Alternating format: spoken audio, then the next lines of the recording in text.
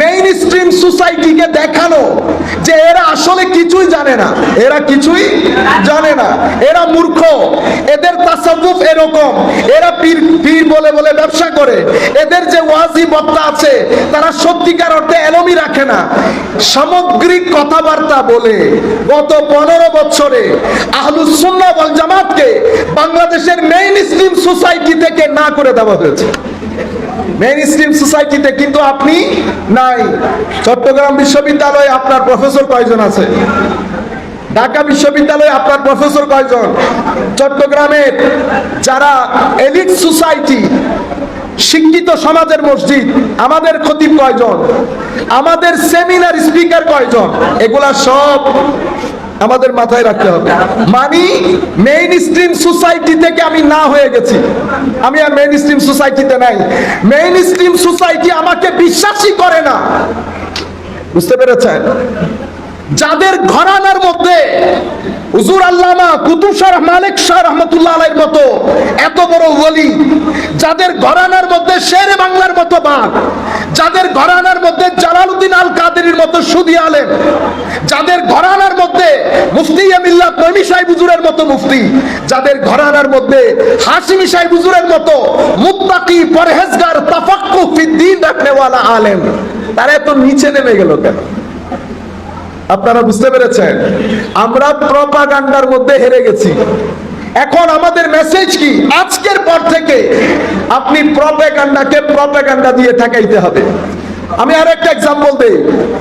বাংলাদেশে হঠাৎ করে, আমি এখানে হেফাজত ইসলামের বাইরেও থাকতে পারেন, কারোর সাথে আমার কোনো বিদ্বেষ নাই, আমার এই কথাগুলোর সাথে ইচ্ছে করলে এগ্রি করবেন, ইচ্ছে করলে এগ্রি নাই, আমার সাথে আপনার কোনো মারামারি নাই। সকালে দেখা হলে পরোটা দিয়ে চাও খাও। আমি আপনাদেরকে বলতে চাচ্ছি, বাংলাদেশে কিছুদিন আগে একটা প্রতিবাদ হয়েছে। সেই প্রতিবাদের মধ্যে হেফাজত ইসলামের ভাইয়েরা ঘোড়া নিয়ে, তালোয়ার নিয়ে ঢাকার রাজপথে দৌড়াদৌড়ি করেছে, দেখেছেন তো আপনারা? আপনি উঠেন নাই, আপনাকে উঠানো হয়েছে। আপনি সাধারণ মানুষ, আপনি জানেনও না আশেপাশে কি ঘটনা ঘটছে। আপনি যদি আপনার নেতাকে জিজ্ঞেস করেন, সেই বুঝবে, কারণ আদান প্রদান উপরে হয়, নিচে আসে। এখানে একটা মুনাফিকির বাজার চলতেছে। কিসের বাজার? মুনাফিকির বাজার। কেউ উঠছে মুনাফিকি, কেউ বসছে মুনাফিকি। আমি বলতে বলতে আরো বলে দেই, যখন নমিনেশন কিনতে 10 কোটি টাকা খরচ হবে, সেখানে আর যাই হোক জনগণের অধিকার রক্ষা হবে না। যিনি 10 কোটি টাকা দিয়ে চেয়ারে বসবেন, উনি 100 কোটি টাকার নিয়াতে চেয়ারে বসবেন। সমস্যা হচ্ছে এখন এই কথাগুলো আমরা বললে আপনারা স্বাভাবিক, আমাদেরকে আপনারা মৌলবী নাম দিয়ে দিয়েছেন, কিন্তু দোয়া করেন আপনাদের পক্ষ থেকে যেন কেউ কেউ কোন সময় কোন জায়গায় যেন বসার নসিব হয়। তখন দুনিয়া দেখবে রাজনীতি আপনি বেশি বুঝেন না, আমরা বেশি রাজনীতি শিখাই দেব। আমার সময় কম, আমার নবীর রাজনীতির সাথে যারা জড়িত, ফারুক আজমের রাজনীতির সাথে যারা জড়িত, ইমামে আজমের প্রাইভেট ল, পাবলিক ইন্টারন্যাশনাল ল যারা পড়েছে, আপনি আর যাই শিখান, মৌলবী বলে তাদেরকে পিছনের কাতারে বসানোর যুগ শেষ। বসানোর যুগ এখন নাম দেওয়া হয়ে গেছে মৌলবী। মনে রাখবেন, একজনকে তুলে আরেকজনকে বসানোর কোনো সুযোগ নাই। উম্মতে মুসলিমার শরীয়তের, দ্বীনের, হিকমতের, হাকিকতের, তরিকতের খেদমত তথা দ্বীনের খেদমত আমার নবীর উম্মতের ওয়ারিস আলেম খ্যাত উলামায়ে কেরাম করেছে। ঠিক আছে? আলেমদের মধ্যে 3 ধরনের আলেম, কেউ দেরায়তের আলেম, কেউ রেওয়ায়তের আলেম, কেউ হাকিকতের আলেম। কেউ হাদিস শরীফ আমাদের পর্যন্ত পৌঁছিয়ে দিয়েছে, কেউ হাদিস শরীফের সমুদ্রে ডুব দিয়ে আমাদেরকে শরীয়ত শিখিয়েছে, কে একই সমুদ্রে ডুব দিয়ে আমাদেরকে তরিকত শিখিয়েছে। যারা তরিকত শিখিয়েছে তাদেরকে আমরা আহলে মারিফত বলি, আমরা তাদেরকে আহলুল্লাহ বলি, আমরা তাদেরকে আহলে হাকিকত বলি। যারা শরীয়ত শিখিয়েছেন তাদেরকে আমরা আহলুর দেরায়া বলি।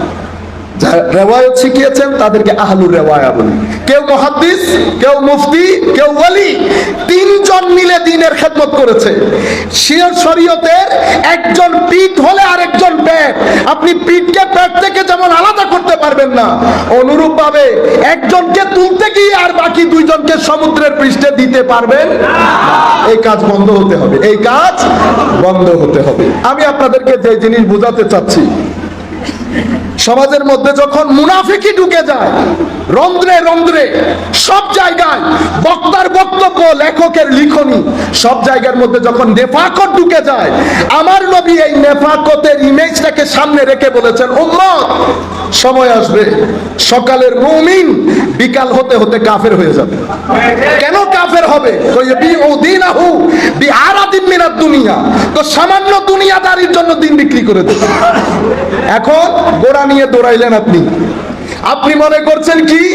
আপনি মনে করছেন আপনি খেলাফত প্রতিষ্ঠা করে ফেলছেন। আমরা তো অনেক ইমোশনাল লোক, বুঝছেন না, অনেক ইমোশনাল। এখন যদি কেউ নিউ ইয়র্কের মধ্যে বাংলাদেশের নাম দিয়ে বোমাটা ফোটাই দেয়, আপনাদের হাততালি হবে। কিন্তু আপনারা জানেন না, এক বোমার কারণে আমার দেশ কয় কোটি টাকা লস করবে। আমরা ইন্টেলেকচুয়াল ক্যাপাবিলিটি নষ্ট করে ফেলেছি। এবং আমরা মাদ্রাসায় যারা পড়ি, আমাদেরকে, আমাদের মাইন্ডসেটকে এত লিমিট করে ফেলা হয়েছে, একজনের বিরুদ্ধে একজন লাগিয়ে। এই মাদ্রাসায় পড়েছে, তার দৃষ্টিতে আমি মুসলমান না, সার্বক্ষণিক তাকে পড়ানো হয়েছে তোমার সমাজের মধ্যে এই মুসলমান না, এ কাফের, এ মুনাফেক, এ সেকুলার, তুমি নিজে শুধু মুসলমান। আপনি যখন বড় হয়ে উঠতেছেন, আশেপাশে কোনো মুসলমান দেখেন নাই, আপনার চিন্তা চেতনার মধ্যে, আইকিউর মধ্যে কোনো বিস্তৃতি নসিব হয় নাই।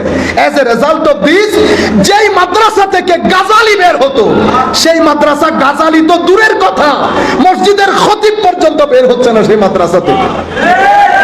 আপনি রাস্তার মধ্যে ঘোরাঘুরি করলেন, আসলে আপনি ঘুরেন নাই, ইন্টারন্যাশনাল দুনিয়া টাকা পয়সা দিয়ে আপনাকে দিয়ে একটা ইমেজ তৈরি করেছে প্রপাগান্ডার জন্য। কিসের জন্য?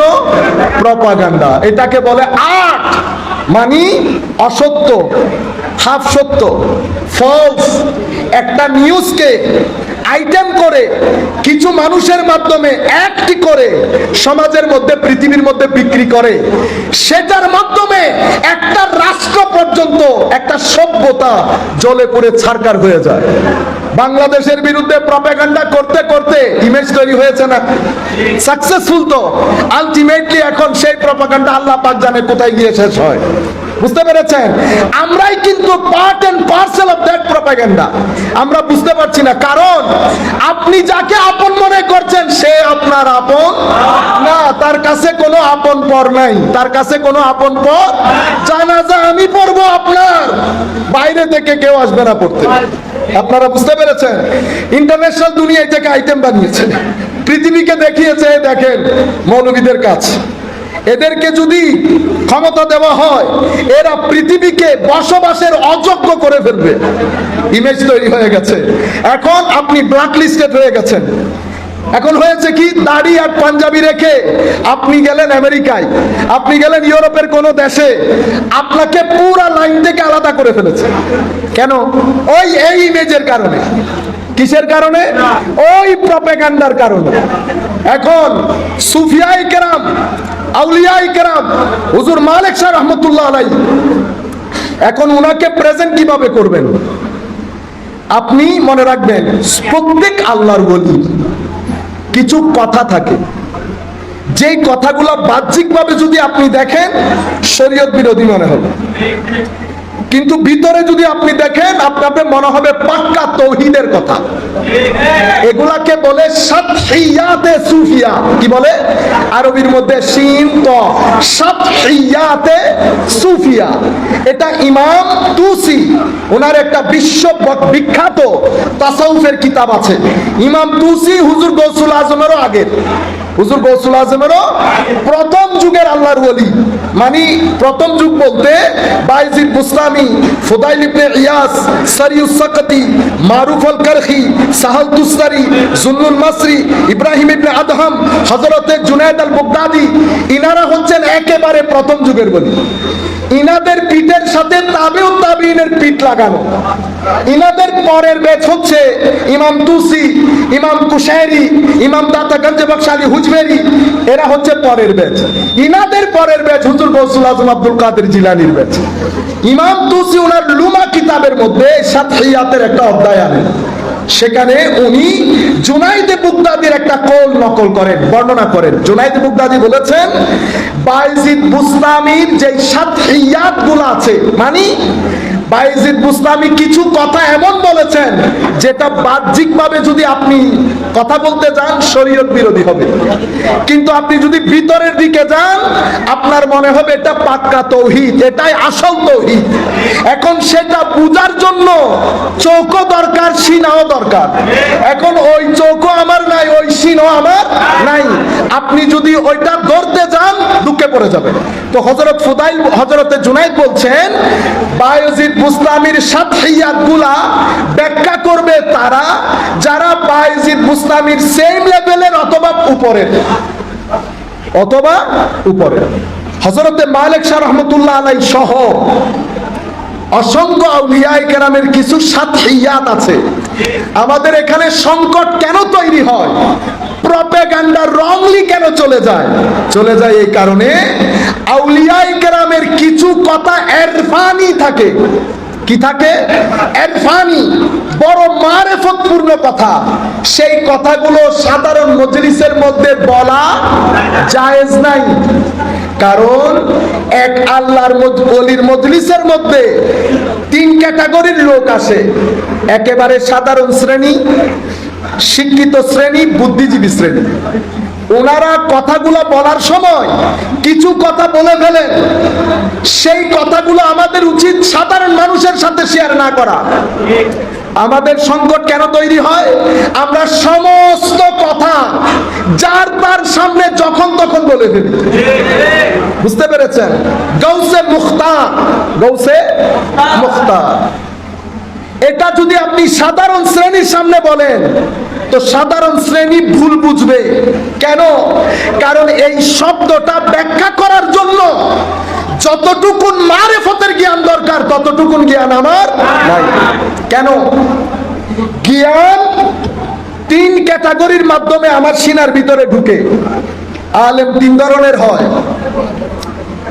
আমরা যারা পড়ি, আমরা জ্ঞান অর্জন করি শিক্ষক, মাদ্রাসা, লাইব্রেরি। এটা হচ্ছে আমাদের জ্ঞান। আমি আপনারা বুঝার মতো বলছি, নট একাডেমিকলি স্পিকিং। এটা হচ্ছে আমাদের শিক্ষার মাধ্যম। এটাকে বলে ওয়াসাইলে তাহসিলে ইলম। এভাবে আমরা জ্ঞান অর্জন করি, শিক্ষক, লাইব্রেরি এবং মাদ্রাসা। এই জ্ঞানগুলো জেনেটিক ভাবে যাদের বিদ্যা যত বেশি তারা এই জিনিসগুলো অ্যাকোয়ার তত বেশি করতে পারে। করেছেন বস, আপনি আলেম হয়ে গেছেন, আপনি আলেম হয়ে গেছেন। কিন্তু আমাদের এখানে আবার আরেক ধরনের এলম আছে। সেই এলম গুলাকে বলে, হযরত ইমাম ইবনে জৌজি বলেছেন ইলমে খাফি, গোপন জ্ঞান। এটাকে বলে ইলমে জালি, প্রকাশ্য জ্ঞান। গোপন জ্ঞান কোনটা? তো গোপন জ্ঞান তিন ধরনের: কাশফের জ্ঞান, এলহামের জ্ঞান, ইলমে লাদুন্নির জ্ঞান। ইলমে লাদুন্নি, কাশফ, এলহাম, ইলমে লাদুন্নি। এই জ্ঞান অর্জন করে কেউ মুহাদ্দিস, কেউ মুফাসসির, কেউ মুফতি, ফুকাহা, কেউ ব্যাকরণবিদ, আরো আপনি নাম দিতে থাকেন। কিন্তু কাউকে আপনি আন্ডার এস্টিমেট করতে পারবেন না। আন্ডার এস্টিমেটের কোনো সুযোগ। আচ্ছা, এই জ্ঞান এর পরবর্তীটা হচ্ছে ওই জায়গার মধ্যে, মানে যেগুলো গুপ্ত জ্ঞান, সেই জ্ঞানের মধ্যে আবার মাদ্রাসা নাই। মাদ্রাসা নাই বললেও ভুল হবে।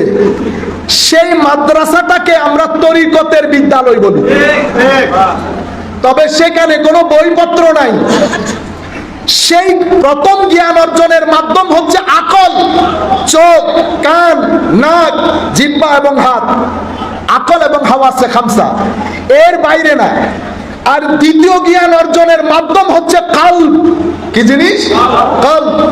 এটা সিনাই সিনাই হয়, এখানে বইপত্র নাই। এখানে যিনি এটা অর্জন করেছেন, যখন সিনার ভিতরে কারো সিনার মধ্যে মওলাই কারীম আল্লাহর কুরবত এবং মোহাব্বত এবং খাসিয়তের নূর আছে, সেই নূর ওই ব্যক্তির চোখ, কান, নাক দিয়ে বের হয়। সেই ব্যক্তির চেহারার মধ্যে নূরের রব্বানির রিফ্লেকশন হয়। সেই কারণে আমরা বলি face is the index of mind. আমি বলি face is the index of mind, heart and soul. সিনার ভিতরে নূর যেটা আসে, চেহারার মাধ্যমে সেই নূরের বহিঃপ্রকাশ হয়। আমার নবী বলছেন, আপনি তার চেহারার দিকে তাকালে বুঝতে পারবেন সিনার ভিতরে নূর আছে। কিভাবে? তো তার চেহারার দিকে তাকানোর দে আপনার মরা সিনার মধ্যে এশকে ইলাহির ডে উঠবে। এশকে ইলাহি, কথাবার্তা নাই কিন্তু। আপনি গিয়ে শুধু বসেছেন, আপনি গিয়ে শুধু বসেছেন, চুম্বকের মতো বসে আছেন, আপনি উঠতে পারছেন না। আমি এতটুকুনের মধ্যে, আমরা তো মালিক শাহ বাবাকে দেখি নাই, আমরা এক ব্যক্তির মাধ্যমে, এটাকে বলে প্র্যাকটিক্যাল ডেমনস্ট্রেশন। আমি বক্তব্যটা এতটুকুনের মধ্যে রাখি, সংক্ষিপ্ত আকারে শেষ করব। আমরা আমাদের মাসুম, প্রফেসর মাসুম সাহেবকে আন্তরিক মুবারকবাদ, ধন্যবাদ জানাতে হয়। বক্তব্য দেওয়ার কথা উনার, আমি ঢাকা চলে যাব বিদায় উনি সুযোগ করে দিয়েছেন। আমি আল্লাহর দরবারে দোয়া করি উনাকে আল্লাহ জাযায়ে খের দান করুন। আমি বলতে চাচ্ছি, আপনি এতটুকুনের মধ্যে থাকেন। আমেরিকার মধ্যে আমি সব জায়গায় কথাগুলো বলছি যেন আপনারা এই কথা বাংলাদেশের রন্ধ্রে রন্ধ্রে প্রচার করেন। আমেরিকার মধ্যে পেনসিলভেনিয়া একটা স্টেট আছে, ফিলাডেলফিয়া সিটি আছে, সেখানে বাবা মহিউদ্দিন শ্রীলঙ্কার একজন আল্লাহর ওলির মাজার আছে। আল্লাহর ওলির মাজার আছে। উনিও অতি সাধারণ লুঙ্গি, নরমাল একটা গেঞ্জি, আমরা স্যুট বুট পরে কুল করতে পারি না, বুঝছেন? উনি শ্রীলঙ্কার পাহাড়ি একজন ব্যক্তি। নিউ ইয়র্ক থেকে একটা রিসার্চ টিম গেছে শ্রীলঙ্কায়। ফর সাম রিজন তারা ওনার সাথে সাক্ষাৎ হয়েছে, তাদের কাছে ব্যক্তিটাকে অ্যামেজিং মনে হয়েছে, মানে একটু ডিফারেন্ট মনে হয়েছে। ওনারা ভিসা দিয়ে তাকে আমেরিকায় নিয়ে যান, আমেরিকায় নিয়ে যান। উনি ইংরেজি বলতে পারেন না, আরবি বলতে পারেন না, শুদ্ধ ভাষায় শ্রীলঙ্কান ল্যাঙ্গুয়েজও বলতে পারেন না।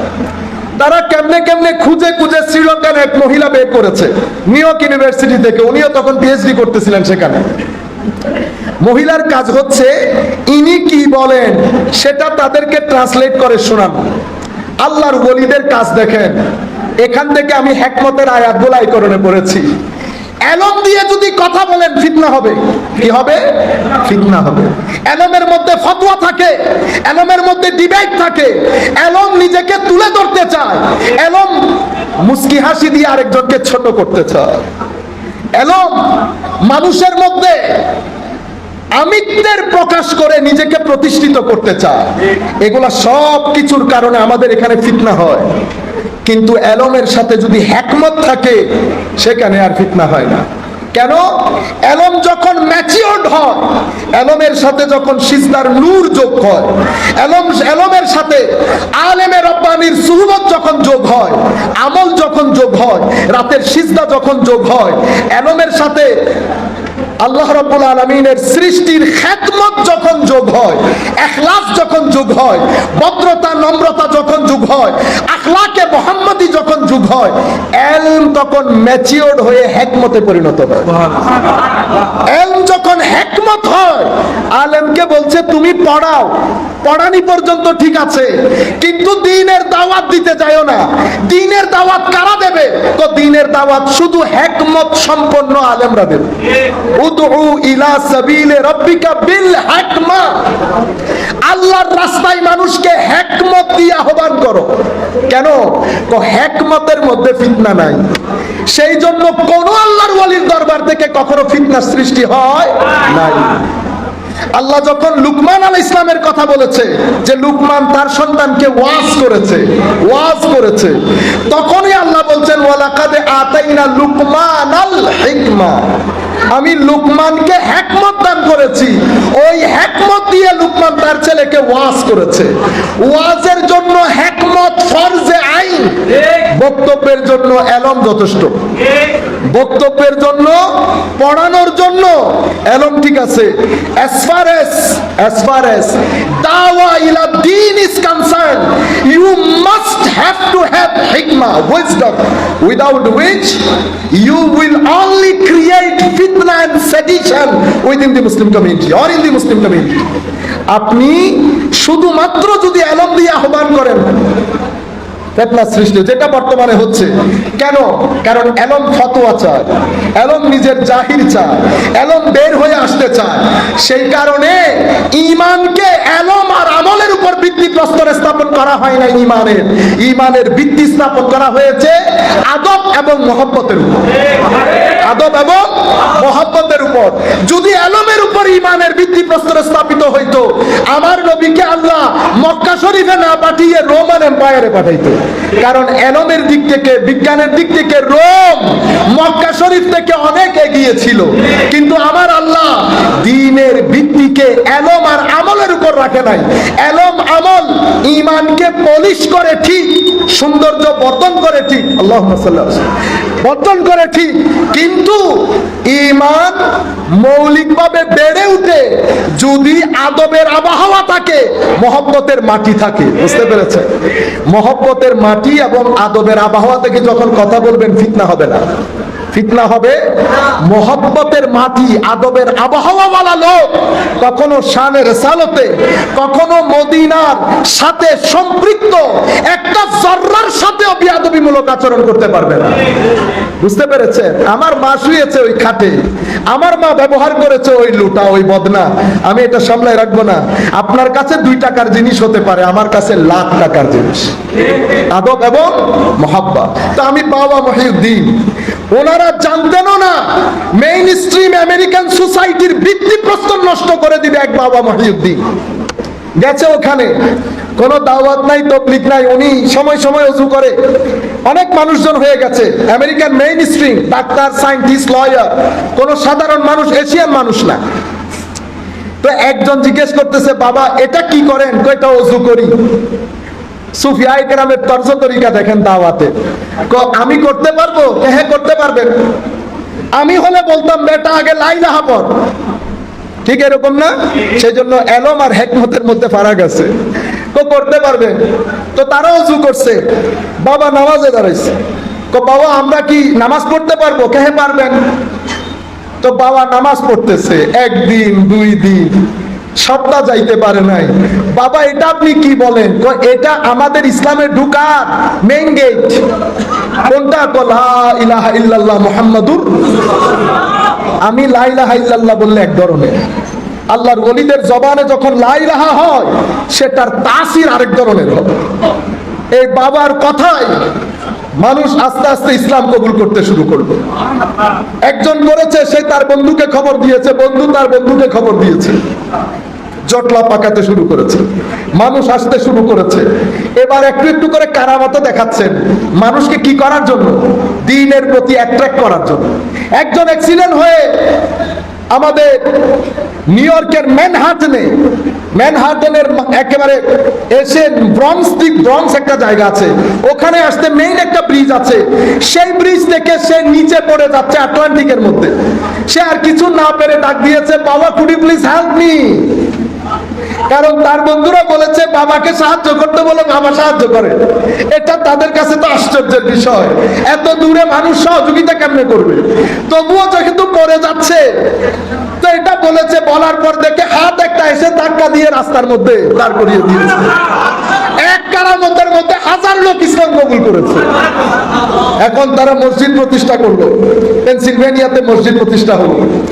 দর্শের একটা ব্যাপার, দর্শ, সেই জন্য দরবারগুলোর মেইন প্রোগ্রাম হচ্ছে দর্শের প্রোগ্রাম। কেন? সভ্য জাতি গঠনে জাতির তরবিয়তের সেন্টার হচ্ছে আউলিয়ায়ে কেরামের দরবার।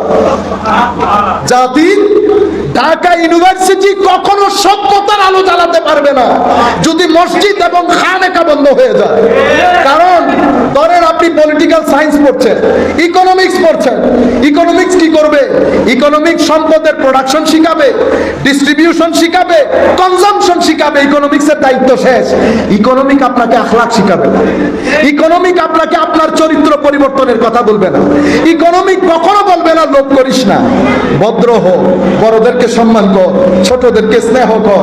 এটা ঢাকা বিশ্ববিদ্যালয়ের কোর্স না, এটা মাজারের খানেকার কোর্স, এটা মসজিদের কোর্স। মেইনলি তরবিয়তের সেন্টার হচ্ছে খানেকা। অনেক ভাই বলবেন আমি লাভ দিয়ে উঠে কোন এটা আপনি খারাপ কথা বলছেন। আল্লাহ আমি ভালো বলছি, খারাপ বলছি আপনি বুঝবেন না। শুধু আউলিয়ায়ে কেরামের খানেকাকে বদনাম করার জন্য, খানেকার ওই খেদমতটাকে রিপ্লেস করার জন্য তাবলীগ জামাতকে কি করা হয়? তাবলীগ জামাতের প্রতিষ্ঠাকরণ হয়। আপনি তাবলীগ জামাতের দাওয়াতের মেথোডোলজি যদি দেখেন, এটা একেবারে ইফস এন্ড বাটস ছাড়া, এটা আউলিয়ায়ে কেরামের খানেকার যে তর্জ তরিকা, তাবলীগ জামাতেরও সেই তর্জ তরিকা। ওনারা মসজিদ থেকে করেন, ইনারা খানেকা থেকে করেন। কেন? মসজিদের মধ্যে ঘুমাইলে, কারণ ইনারা আদব যেটা বুঝেন সেটা আপনি বুঝবেন না। ওনাদের পক্ষে মসজিদে শুয়ে থাকা, মসজিদে খাওন গ্রহণ করা, ওনারা এটা করবেন না, কারণ ইনারা আদবের লোক। কিসের লোক? আদবের লোক। তো আপনি মসজিদকে সেন্টার বানিয়েছেন। আউলিয়ায়ে কেরাম যেই তরবিয়ত করতো, আপনিও একই তরবিয়ত করছেন।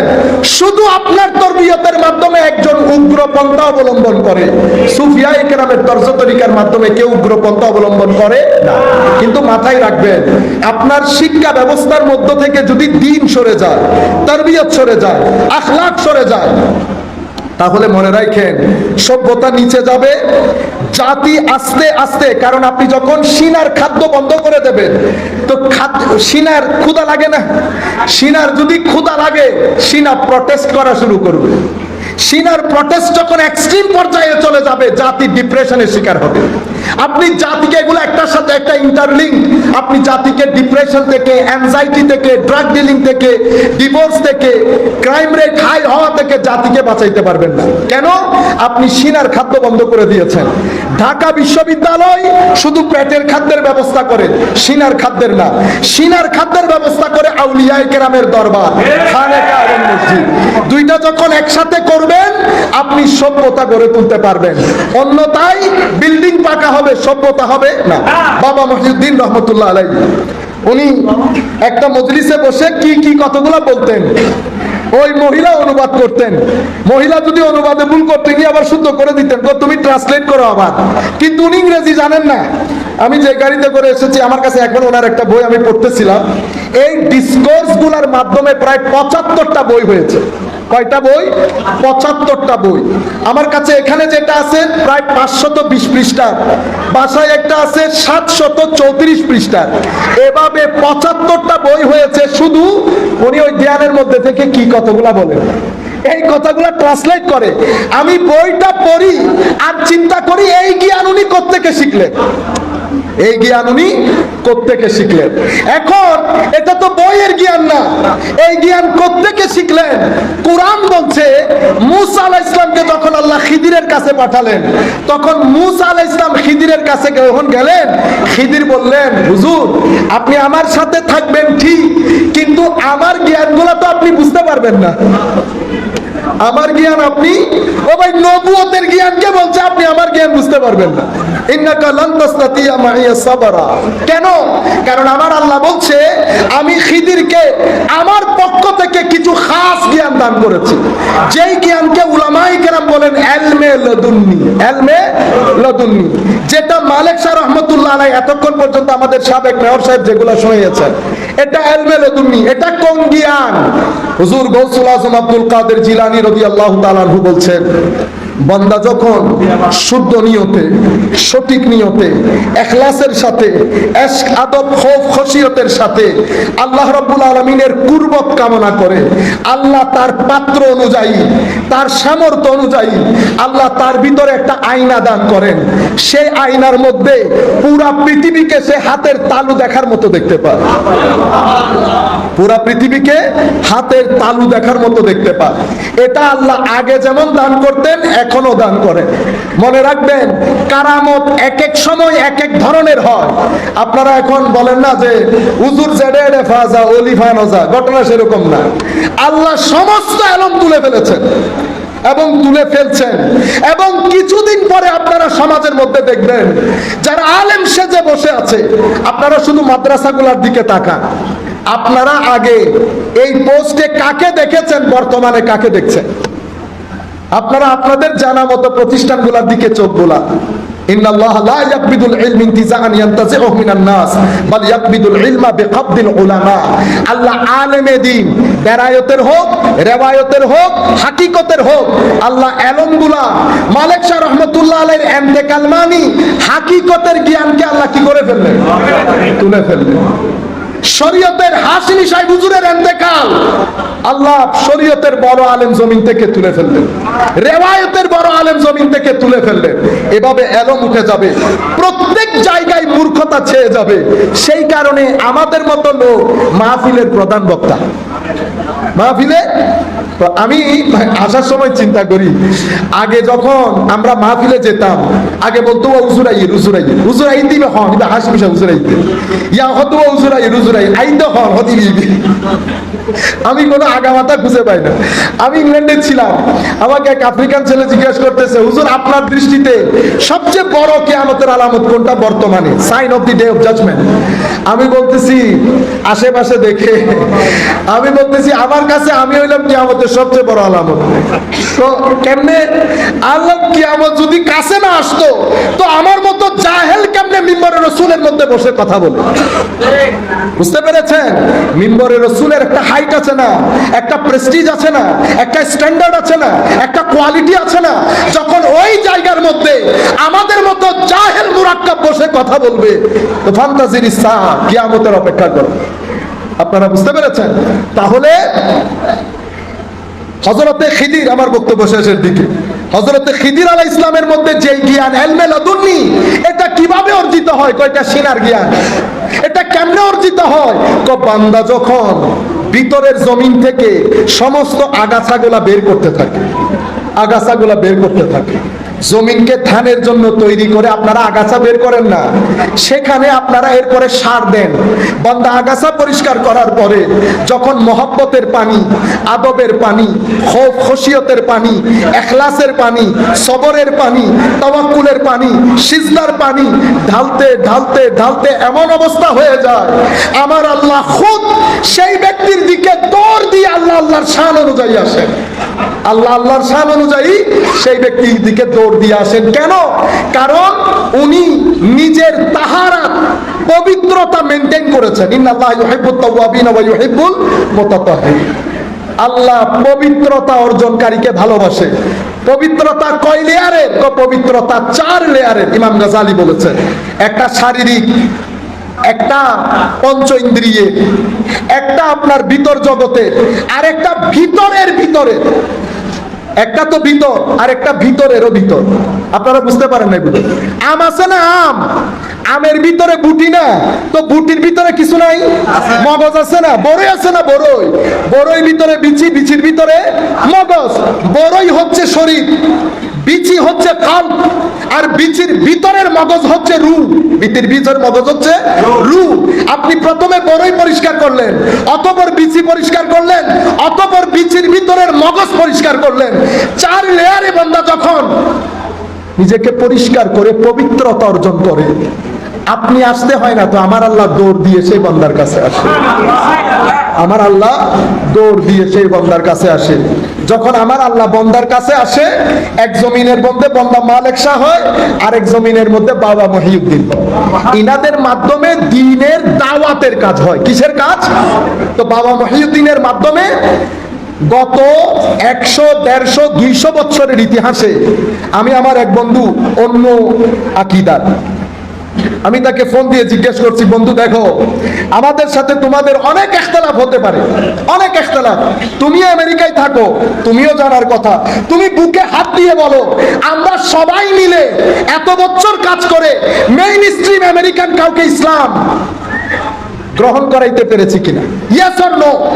কোনা করাইছি না? আল্লাহ আমিও করাইছি দজবাঙ্গা। আমি মেইন স্ট্রিম বলতেছি, সায়েন্টিস্ট, লয়ার, শিক্ষিত শ্রেণী পেরেছেন? জবাব হচ্ছে না, পারেন নাই। কিন্তু এক ব্যক্তি শিক্ষা দীক্ষা নাই, কাপড় সুপরও নাই, ওই লুঙ্গি, ওই এই গেঞ্জি, এটা পরে ওইটা পরে দুনিয়া থেকে চলে গেছে। এই ব্যক্তি গিয়ে মেইন স্ট্রিম সোসাইটির মধ্যে আগুন লাগিয়ে দিয়েছে, সেভাবে মানুষ ইসলাম কবুল করেছে। এবং বর্তমানে উনার মাজার পেনসিলভেনিয়াতে 300 থেকে 400 একর জায়গার মধ্যে মাজারে পাক। মাজার যিনি খাদেম, আপনি আমার পেজের মধ্যে গেলে আমি অ্যাসিস্ট্যান্ট খাদেমের ইন্টারভিউ করেছিলাম কিছুদিন আগে। মূল খাদেম যিনি, উনি একটা ইউনিভার্সিটির প্রফেসর, উনি হচ্ছেন মাজারের খাদেম। আরেক খাদেম উনিও ইংলিশ লয়ার। মসজিদের মধ্যে গেলাম ভিজিট করার জন্য, মসজিদের মধ্যে মেইন স্ট্রিম আমেরিকান 12 দিন ব্যাপী ঈদে মিলাদুন্নবী চলতেছিল। মেইন স্ট্রিম আমেরিকান কিচেনের মধ্যে রান্না করছে, যেই আমেরিকানরা নিজের স্ত্রী পুত্রের জন্য ঘরের রান্না করে না কখনো, তারা বাবা মহিউদ্দিনের মসজিদের রান্না করে রান্না করছে। বাবা মহিউদ্দিন প্রথম দিন থেকে বলেছে আমার এই দরবারের মধ্যে মাংস যেন আনা না হয়। হুজুর কি ভেজিটেরিয়ান? আল্লাহর ওলিদের শান দেখেন। আমরা হলে বলতাম হুজুর এটা কি ধরনের ওয়াহাবি মার্কা কথা? না, তো আমার দরবারে সকল শ্রেণীর লোক আসে, মাংস কেউ পছন্দ করে, কেউ পছন্দ করে না, সবার টেস্ট যেন মেইনটেইন হয়। উনি এই জন্য কি ব্যবস্থা করেছেন? ভেজিটেবল সবাই খায়, এবং ওই ভেজিটেবলের বিরিয়ানিটা আলাদা একটা টেস্ট হয়। 12 দিন ব্যাপী ঈদে মিলাদুন্নবী হচ্ছে। যিনি লাইব্রেরির দায়িত্বে আছেন মহিলা, 85 বছর বয়স হবে, 80 থেকে 85। আমি ওনার সাথে কথা বললাম, আর ওনার সুবতের যেই তাসির, আমি ওনাকে বললাম বাবা আপনি বাবাকে কত বছর দেখেছেন? 15 থেকে 16 বছর। চলে যান নাই কেন? ওই কথা, যেতে পারি নাই কেন? কিসে যেন টেনে রেখেছে, আর যাই নাই, আর যাই নাই। ওই বাবার খেদমতের মধ্যে নিজের বয়স হয়েছে 85, লাইব্রেরির দায়িত্ব পালন করছে। এভাবে মেইন স্ট্রিম সোসাইটির মধ্যে দাওয়াতের কাজে আমেরিকান হিস্ট্রির মধ্যে সবচেয়ে সাকসেসফুল ব্যক্তি বাবা মহিউদ্দিন রহমতুল্লাহ আলাইহি। কিভাবে করেছে দাওয়াতের কাজ? কিতাবের এলম দিয়ে না, সিনার এলম দিয়ে। কিতাবের এলম দিয়ে আমি আপনাকে এডুকেট করতে পারবো, কিন্তু আমি আপনার আখলাক পরিবর্তন করতে পারবো না। আখলাক পরিবর্তনের জন্য সিনার জ্ঞানের দরকার হয়, সিনার জ্ঞানের দরকার হবে। আপনারা এখানে যারা বসেছেন, আপনারা সবাই হুজুর মালিক শাহ রহমতুল্লাহ আলাইহির সাথে নিসবত রাখেন বিদায় তো বসেছেন। সুতরাং আজকের পর থেকে আপনারা সবাই মাথায় রাখবেন, আমাদের কারো মাধ্যমে যেন হুজুরের বদনাম না হয়, হুজুর যেন প্রপাগান্ডার শিকার না হয়। হুজুর প্রপাগান্ডার শিকার হলেও কিছু যায় আসে না, না হলেও কিছু যায় আসে না, কিন্তু খেদমতের জন্য যায় আসে, খেদমতের জন্য যায় আসে। সুতরাং এই জিনিসগুলো মাথায় রাখবেন। এটাকে বাইরের লোক প্রপাগান্ডা হিসেবে নিয়ে আইটেম হিসেবে ব্যবহার করতে পারছে কিনা, যদি এটা আপনারা না চান, আপনাদের নিজের জীবনের মধ্যে একটা পরিবর্তন লাগবে। মনে রাখবেন, নামাজ বাদে, তিলাওয়াতে কোরআন বাদে, জিকির বাদে, আমার নবীর আখলাক বাদে আর যাই হোক তাসাউফ হয় না, শরীয়ত হয় না। আমরা প্রত্যেকে নিজের দিকে নিজে আঙ্গুল তুলে একবার বলি, আমরা শেষ কবে কোরআন শরীফের তিলাওয়াত করেছি? শেষ কবে কোরআনে পাকের তিলাওয়াত করেছি? আমরা করি নাই। সেই কারণে কথার কাজের মধ্যে মিল না থাকার কারণে আমরা আজকে এই পরিস্থিতির শিকার হচ্ছি। আমরা নতুন তরুণ প্রজন্মকে বলছি, আসেন আমরা নতুন একটা বাংলাদেশ গড়ি। সেই বাংলাদেশ যদি আমরা গড়তে যাই, কারণ এটা অতীব সুন্দর একটা দেশ, এই দেশের মতো দেশ পৃথিবীর কোথাও নাই, পৃথিবীর কোথাও নাই। আপনারা যারা 12-13 বছর থেকে এখন বড় হচ্ছেন, আপনাদের উপর আমাদের অনেক আশা ভরসা। মা বাবার কাছে আমার বিনীত অনুরোধ থাকবে, ছেলেদেরকে মাজারে নিয়ে যাবেন, দরবারে নিয়ে যাবেন, যেই দরবারের সাথে সম্পৃক্ত মাসে মাসে সেই দরবারে নিয়ে যাবেন, সলিড জিনিস শিখাবেন, তাসাউফের কিতাব কিনে ঘরে রাখবেন, আউলিয়া ইকরামের জীবনী কিনে ঘরে রাখবেন, ঘরের মধ্যে ঘরের মাহল পরিবর্তন করেন। ছেলেরা যেন 24 ঘন্টার মধ্যে অন্তত 10 মিনিট কোরআনের তিলাওয়াত করে, সেই ব্যবস্থা করেন। নতুবা আপনার ঘরের মধ্যে আপনি শান্তি খুঁজে পাবেন না, অশান্তি আপনাকে চতুর্দিক থেকে ছেয়ে ধরবে। আল্লাহ রাব্বুল আলামিন আমাদের হামি